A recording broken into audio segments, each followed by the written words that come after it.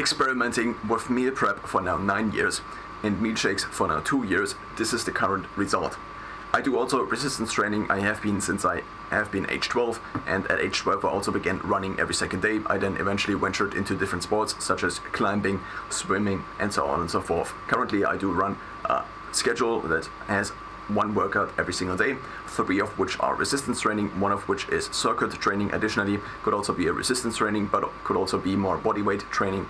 And then I do once in a week run, and I do 1 HIIT, and I do 1 additional cardio training. Now here is the current iteration of my nutrition. I do have a milkshake in the morning, and this milkshake is a custom milkshake, which I shortly will explain. I drink this additionally to a morning drink, which is algorithmically determined by Inside Tracker. I did a blood draw with Inside Tracker, and the idea was to algorithmically determine part of my nutrition in order to improve my blood work and to reduce my biological aging rate. So as I have been doing this, so here is how I did this, would be a better way to begin this sentence. I did the blood draw. Now I have recommendations, food recommendations. I took the overlap of these food recommendations and what I could find on the internet in a powdered form, and then I put all of these ingredients into a shake. So I take 2 tablespoons of this shake, which I additionally add to 2.5 scoops of protein in the morning, which I then drink with water, which is usually my breakfast, plus the supplements I take, which are omega-3 fatty acids, 2 grams of EPA, Huberman recommendation, as well as turmeric, in order to reduce basically my overreactive immune system. This is obviously very simplified explanation. And then the third thing would be that I take a multivitamin and mineral and creatine. So it's actually 4, but I have creatine in powdered form, so I don't really see it as I take a mental look at my kitchen cabinet. So I also do have different parts of the nutrition. So first of all, I have the milkshakes, then I have ready-made meals. Not ready-made meals, or these are ready-made meals. So I have the milkshakes, which are, in terms of the preparation, basically the minimal thing. I mix a powder, and ideally the powder is already mixed in my kitchen cupboard, and then I add it to this shake. The second part of it is basically just putting together ingredients. Think of it like a salad. Of course, sometimes I need to cut the vegetables and so on, but I don't cook the ingredients. I only throw together what is kind of available at the grocery store, which is already edible. The third part then would be ready-made meals, which I every now and then cook. So I do have a couple of them in my freezer. These are the sauerkraut glasses I use. They are about 700 milliliters, and I use them in order to make meat. For example, I have usually 4 different kinds of meat: turkey, chicken, pork and beef, and then I add frozen soup vegetables, and then this is kind of the meal. I might also add eggs, but these days I only add eggs as egg powder, which already leads us to the next portion. The next portion would be the ready-made meals. Now these are the ready-made meals. I misspoke. So the second thing would be the meals that I just kind of mix together. So one could think of this as, instead of a chemical process, which would be maybe cooking, then one could think of this as a just physical process. So basically just mixing different things together. For this I have tuna, I have fresh vegetables, and well, that's mostly it. I sometimes have meat that I additionally have without the vegetables, such that I can kind of mix it together. I then usually have a bowl in which I then eat. And basically I throw all of these ingredients together. This could be salad, this could be tuna, and these are kind of the ready to mix meals, one could say. They still take a little bit of preparation time, but I don't have additional time spent in heating things. So this would be what I refer to as cooking. Cooking could also happen in the microwave, but I currently don't have a microwave. And now the third part of the nutrition is the ideally automated nutrition. Now, what I refer to as automated nutrition is that I would just have the following function implemented, or the following behavior implemented after the initial signal from my body occurs. That would be hunger. So if hunger, then I go to the kitchen cabinet, then there is a bag. This bag contains my ideal milkshake. I also tried basically fully automated milkshakes or ready-made milkshakes, but I didn't find one that was financially responsible to buy, and additionally would fulfill basically my criteria or my body's criteria for satiety. So I tried this, but mostly the reason it didn't work, I think, is because it was a little bit too high in fat and too low in protein. This is 56 grams of protein and Huel Black, but nonetheless I seem to require higher amounts of protein. If I don't eat that much plant-based, my body seems to want mostly meat, and meat consists mostly of protein plus a little bit of additional fat. So if I have something like Huel Black, then the protein seems to not be sufficiently met the protein need, and I still continue to be hungry, but I don't want to eat Huel any longer, which is kind of then a paradox, because if Huel is the only food, then what do I eat? So I made my special powders. These special powders are basically custom meal shakes.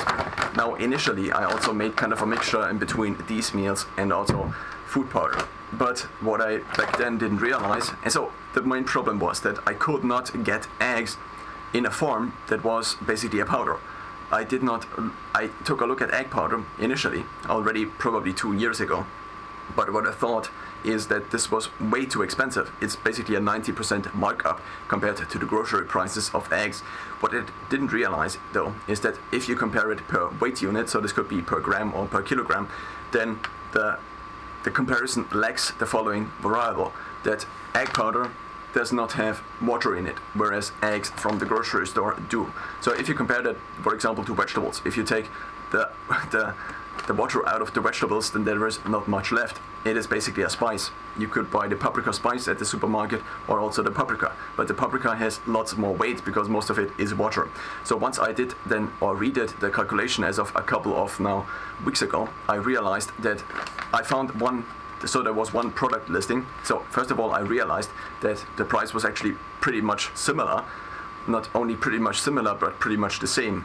The only thing I have to additionally pay is the delivery. So now I found this one listing on Amazon. This is on the German Amazon store, and this now is basically egg powder. The 500 gram pack sells for €8 and contains as many eggs as 4 boxes of eggs, if I not miscalculated. And the price per egg is basically identical, plus the additional delivery cost. So sometimes it might be $8.50 depending on whether there is a discount running or something like this. Now, the initial idea of trying different meal shakes, but I mostly tried Huel Black and then I switched over to custom meal shakes, is that you have a meal shake that is set up. If hunger, then you can mix this and then you shake it and then you drink it. You might want to then wash out the shaker and basically drink the additional thing because there still might be powder in it, but that's mostly the function. Now also for traveling, this would be fairly useful. If I, for example, travel somewhere where I'm not sure what the food is that I can expect, but I still want to maintain optimal nutrition, or at least approximate optimal nutrition, then it would be fairly useful to have maybe 2 shakers of these in my rucksack. And so as of now I have 2 shakers of these in my rucksack. So basically 2 shakers which currently contain protein powder, but mostly for the reason that I did not have the egg powder in the last couple of days since I ran out of it. Now I do have basically 2 shakers of these, which maybe are a couple of 100 grams, a couple of scoops of basically protein powder, or also my meal shake.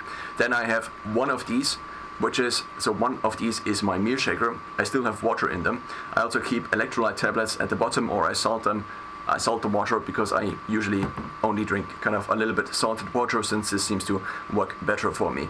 Now, the second shaker I then have is the water shaker. I only put water into it to reduce the washing out cost that occurs over time. So I then wash the shaker that has food in it or had food in it. I need to wash it afterwards, because otherwise after a couple of days at room temperature it might begin to stink.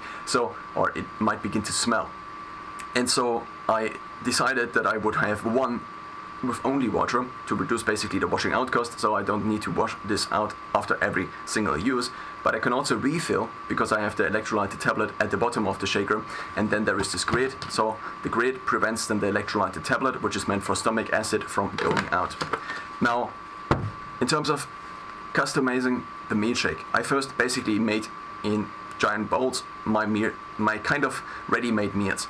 Now the problem was also partially the framing, I think. And so what do I mean by framing?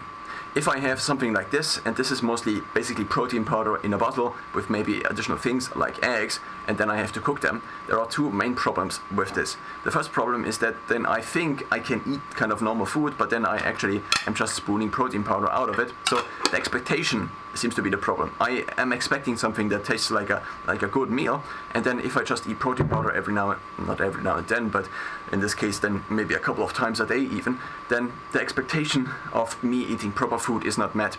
If I then make this a binary decision, that on the one side I basically drink, plus I have additional nutrients in whatever I drink, and on the other side I eat, and if I eat just normally, then this seems to work better in my experience.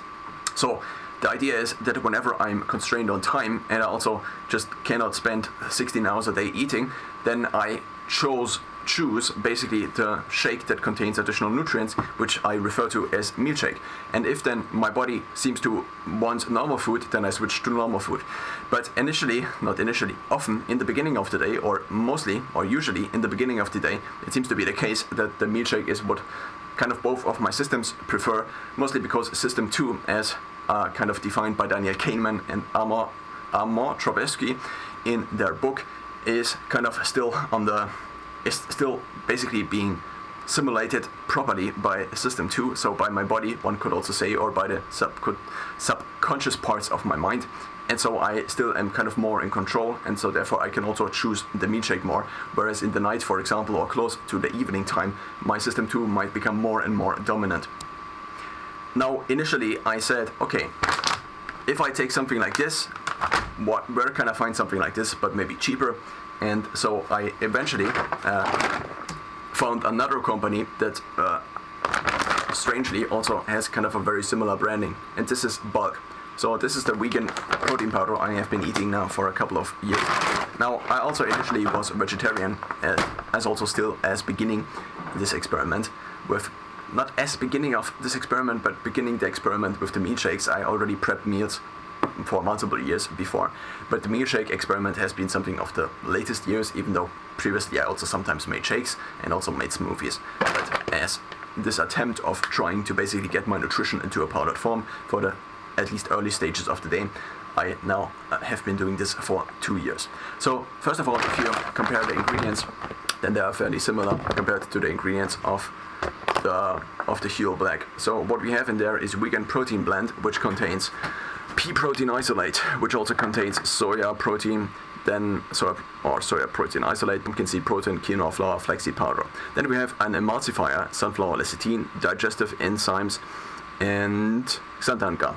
That's it. That's what is in here. Now, Huel is complete nutrition. What does this actually mean? I think of it as, okay, this is something like this, but a multivitamin and mineral is basically as an additional powder in here. The multivitamins and minerals seem to stem not from some plants that have actually been put in there, but mostly it seems to be kind of an artificial complex. So if we now take a look at the ingredients here, then what we find is, if we actually are reading them properly, then we find pea protein. So this is also, I think, the first ingredient of the other one. Out of the 4 first ingredients, I think 3 are identical. Now they might be in a different order, which is the reason I said 3 out of 4. So ground flaxseed, then we have brown rice protein, we also have Atopica flour. This is different, this is not in the other one. Then we have sunflower oil powder, which is basically also the one that is in the bulk vegan protein powder, which is in the bulk vegan protein powder case called sunflower lecithin, I think. I just checked it again. And then we have also xanthan gum. Then we also have cornstarch, which is something that's additional in here. And then we have basically the micronutrient blend. In addition, now I'll now read this off. We have green tea extract powder, kombucha powder, and Bacillus coagulans. So the Bacillus coagulans seems to be kind of something to optimize digestion, and we also have the digestive enzymes in the other one. Now, there is only this one thing in here, and then we additionally have kind of these 2 things, kombucha powder in order to optimize the gut microbiome. We don't have something like this in the other one. And then we have the green tea extract powder. We have also the stabilizer xanthan gum. So the ingredients are fairly similar. This bag costs me at a student discount and at a 10% subscribe discount 31.50 euros per bag. If I buy at higher orders, so if I would order 15 bags for a given month, then this would the cost would be slightly reduced, so I would pay 400 for 15 bags, which then result in, I think, 27.50 euros or 28 euros. Now compare this, and this is only 1.35 grams, compared it to this year, which has mostly the same ingredients, plus I need a multivitamin and mineral, which I think, if I remember the calculation correctly, costs me 18 euros per bottle, and the bottle lasts for 180 days, because one per day. So if I basically replace the complete nutrition in this year with whatever is in this year, of course now somebody also thought out multiple other things apart from the micronutrient blend plus basically the minerals, or the micronutrient blend, let's just call it this. Somebody also thought about omega-3 fatty acids, and there is also a blog post about this up. So there are multiple things that somebody might have thought about, mostly their nutritionist. And so there might be an argument to be made that if I want to create a similar product, have to also do all of the thinking behind this. Is there something in it, for example, that could accumulate over time? A couple of days ago, but yesterday, I actually found out that if I have more than 2 cans of tuna in a given week, then I'm basically going above the threshold of the FDA in terms of how much quicksilver, or also known as mercury, I then have. And so I had reasonably high liver markers in the last year, now about 1 year ago, which were so ALT was basically 5 times above the high threshold for the range. And so I think now retrospectively that part of it might have been due to a mercury poisoning, since I ate maybe 3 or 4 cans of tuna in a day on average, which exceeds the guidelines. The European guidelines in this case would be a little bit higher, or they would allow for more. I think the cutoff, instead of 2 cans of tuna of 100 or 150 grams, would be 10 a week. Now, I surely was above both, basically. Now, if I then have something like this, and I add the multivitamin and mineral, I take nonetheless anyway, because let's face it. And so this was kind of the practical thing. Would I only eat this? Probably never. So I would supplement my nutrition with this, and therefore I would get basically my multivitamin and mineral from this. But as soon as I have something else, and as soon as I don't meet the 2000 calorie requirement for basically then the multivitamin and mineral per unit of protein, or not protein powder, but per unit of meal shake powder in this, then this would result in basically me not meeting my multivitamin and mineral needs, as they are kind of determined just by the daily doses that are recommended. So if I instead take these 2 variables found in something like this, the micronutrient blend and basically the powder itself, then I basically separate them. Then I can also switch my micronutrient blend, in this case my multivitamin and mineral, and still keep the other thing the same. And also by doing this, instead of paying 31.50 euros per bag, per 1.53 kilogram bag, I now pay around 37 euros per 2.5 kilogram bags, because this contains 2.5 kilograms. I just found, if I open a bag of Huel Black and I took something out of it, that basically after a day or after 1.5 days, if I wanted to consume basically until I was satiated, that it was already empty. So I probably would need a Huel bag every second day. Initially I also tried something different, and I also so what I have to mention is that initially, in order to reduce cost, I tried having this basically, and I also still try to basically be more on the ketogenic side. And so I added additional 50% of desiccated coconut to this, basically 50% of additional fat, which further cut the protein amount in half. Of course, now the desiccated coconut also contains a little bit of protein, but not that much compared to what I actually would need in terms of the protein. Currently, with this year, I have way more protein. Of course, I mix it with the egg powder, but the egg powder is basically protein plus the fat. So the final custom milkshake now is, so first of all, something else in terms of the price per kilogram. I think this cost me, so this year cost me around 15 euros per kilogram, and this year, if I assume the 30 euros for the 1.35, not 35, but 1.53 actually, so I said it the wrong way around, costs me more. So if I have 1.5 kilogram, it this roughly costs me 30 euros, then I have 20 euros per kilogram. So per kilogram, and let's say I eat a kilogram in a day, which is not that far off if I only would eat this. So in terms of fuel, if I would basically eat a fuel bag, which contains 6,800 calories, I think, because, well, it is 1.35, so I calculated this once, and it's, I think, 17 portions. Yes, the package contains 17 portions, which can be found somewhere around here. Then I would this would result in 3,400 calories of a day. If I take now the same weight at least, and I can kind of take the same weight now, because the protein powder as well as the egg powder are, in terms of the price per kilogram, basically roughly the same. So basically it doesn't matter if I add more egg powder or less egg powder. So I can take the price of this here, and because it's so similar to this here, then I can just mix and match these however I want. And so I can also alter the macronutrient ratio, which means in winter, if I maybe burn a few more calories by being exposed to the cold more, then I also can increase maybe the fat, but still keep the carbs in order to kind of keep the mental performance at a stable level, or at a level that I can get accustomed to. And also I need a certain amount of carbs for my exercise, basically. And I need a certain amount of protein in order to kind of regenerate from the exercise. So the lever I can pull is basically the fat in my case. And so I have been thinking that I might alter the ratio of the macronutrients, not in regards to a big master plan, but just based on taste.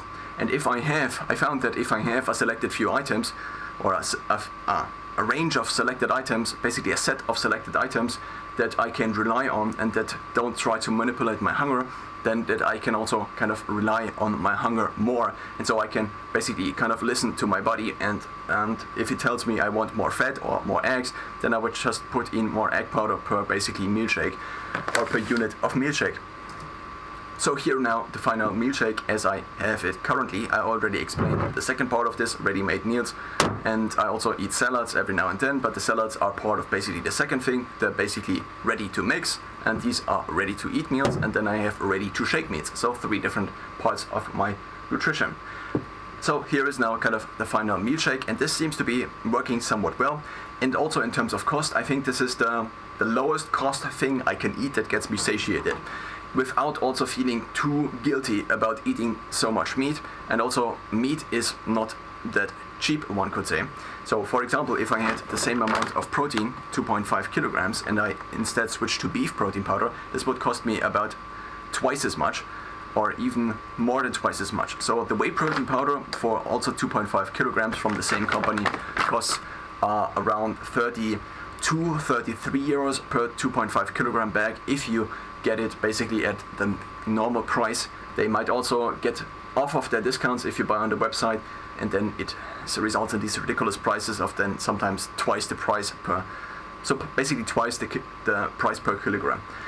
So now here's the final meal shake. If I now mix one of these, so I basically just take the old bags I have from all of these well, protein powder bags, and I mix now my meal shake together. So for now this here, I would take basically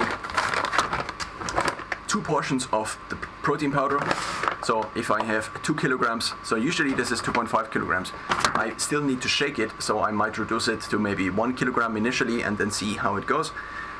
So if I have 1 kilogram of vegan protein powder, then I take 1 bag of this, which is 500 grams, and then I add per 10 scoops, so I still need to calculate how much 10 scoops is, because previously I already filled this. I also have a couple of different meal composite shakes, or I have a couple of different bags like this, which contain also partially beef, but I now wanted to test this more and more, and it has been working in the last now 2 or 3 weeks, that I have been basically switching to this more and more, because it's also the cheapest, and I cannot just pay twice as much if I can find something that satiates my needs and also doesn't alter my body composition and basically meets the requirements, then it doesn't make financial sense to also include that much beef in my diet, for example. And also, having been a vegetarian for 6.5 years, I still feel kind of very guilty about eating that much meat. Now, the next thing I then add for every 10 scoops, and I still need to calculate, is this here, which is a soup spice. Now, what is so special about this soup spice is that it doesn't contain sugar. If you buy something like this at the grocery store, usually you find either glucose or fructose or something like this added to this. But this doesn't contain this. So what is contained in here is a couple of different spices, such as pepper, such as carrots, so carrots aren't a spice, but the distinction between spice and a vegetable is also not that clear cut, as you can have tomato as a vegetable but also as a spice. You can have paprika as a vegetable but also as a spice.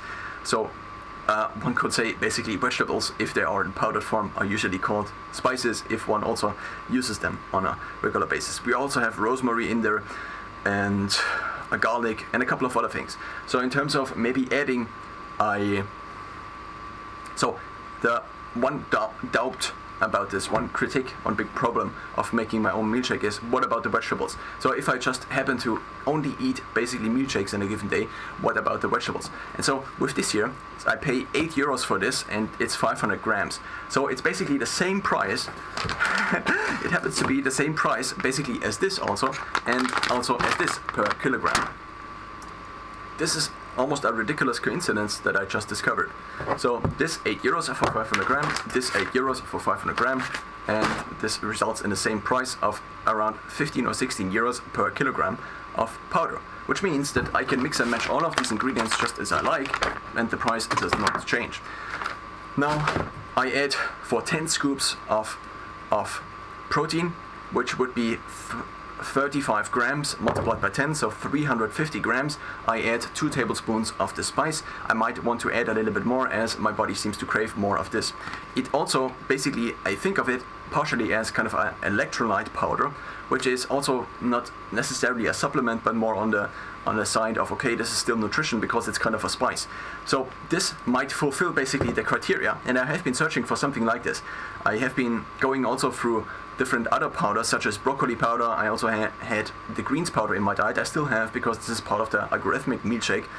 But in terms of this being now nutrition and not basically the one thing I have, the morning drink, is algorithmically determined, whereas this here is basically made by me. I am basically the agent that composites this shake together according to my body's needs. So of course this is a communication in between system 1 and system 2. System 2 being me and system 1 being kind of the rest of me I don't have conscious control over. And so this has been the milkshake. It seems to be working. I also made this as of the last couple of days as a meal, as an actual meal. Yesterday I added a little bit more protein powder, so it looks not that nice, but the previous one looked more like, well, pancakes, kind of scrambled pancakes. It doesn't taste like scrambled pancakes though. I mean, it does taste to me like this because I'm so low in carbs and also sugars, but if I am not, then normal food doesn't taste that good. But what I again realized, so yesterday for example I bought 60 eggs and I then made maybe 6, 7, 8 of these glasses, and what I realized is that now just an hour of my day was gone. Not only an hour, but I also went additionally to the grocery store, even though I already drove home from somewhere else, at least 20 minutes unpacking the items, maybe another 5 minutes, then basically making this in a pot cost me, I think, about an hour of basically awake time, which I would not have had to spend if I would have managed to have these ingredients ready and also mixed already. Now of course the mixing of the ingredients also takes time.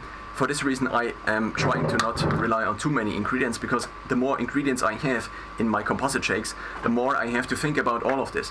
So what is the recipe for this shake? What is then the delivery frequency I need for this and this and this item? What if this item runs on a discount but only for this period and I don't know which period of the year this is? What if then I have this budgeted grocery cost and so on and so forth?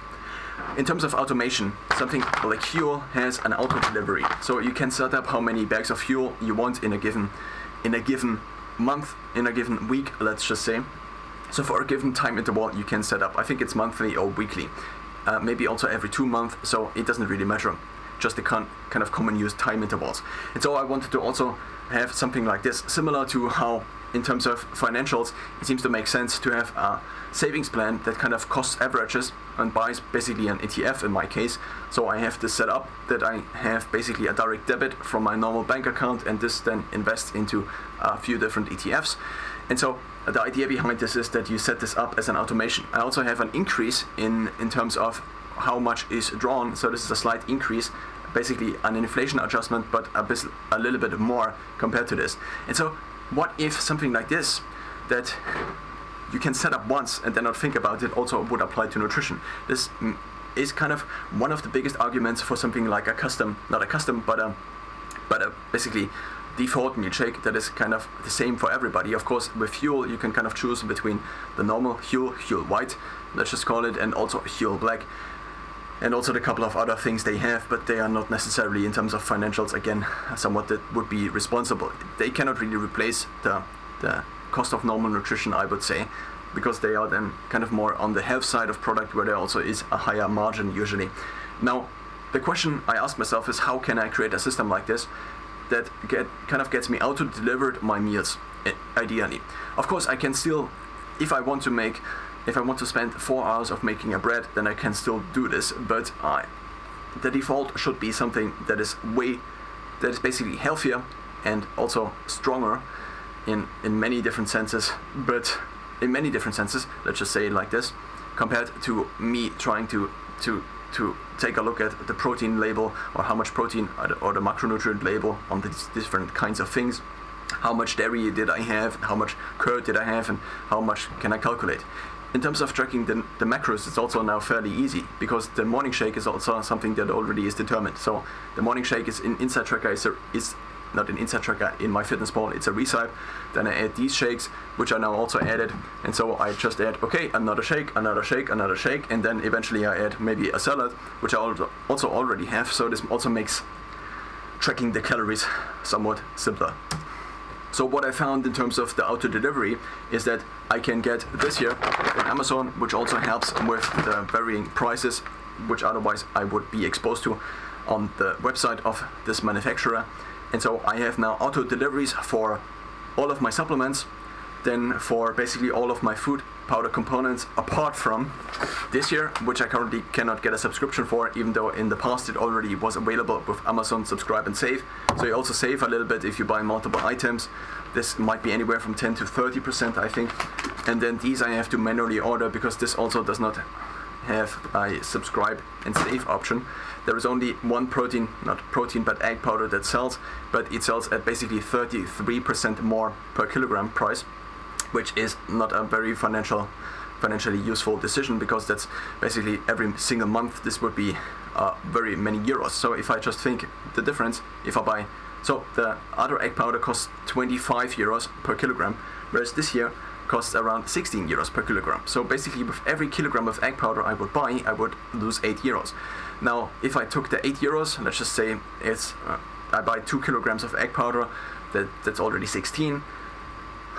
Let's just say, okay, it's 3 kilograms of egg powder. I haven't yet figured out how much I need, but I probably would need around 4 bags of this in a given month, plus then the equivalent of a third in terms of the weight of this, so 10 kilograms basically of the one, and then I would need around, 3.3 kilograms of egg powder.